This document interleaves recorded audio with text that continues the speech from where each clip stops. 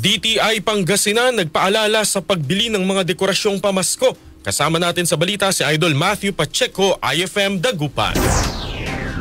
23 araw bago sumapit ang Pasko, nagpaalala ang Department of Trade and Industry Pangasinan sa publiko na unahin ng kaligtasan sa pagbili ng dekorasyon at paputok ngayong holiday season. Ayon sa ahensya, dapat lang pumili ng produktong may Philippine Standard o Import Commodity Clearance Marks bilang patunay na dumaan sa mahigpit na pagsusuri para sa kalidad at kaligtasan. Naglabas na rin ng DTI ng updated list ng certified Christmas lights at valid PS licenses para sa fireworks ngayong taon na makikita sa kanilang opisyal na website. Kasabay nito, pinaigting ang market monitoring upang matiyak na tanging ligtas at aprobadong produkto ang binebenta sa mga tindahan at pamilyan sa buong lalawigan. Ayon pa sa DTI, layunin nitong masiguro ang masaya, maliwanag at ligtas sa pagdiriwang ng Pasko para sa bawat pamilyang Pangasinense. Kasama mo mula rito sa IFM Dagupan, ito si Idol Matthew Pacheco, Tatak RMN. RMN Network News.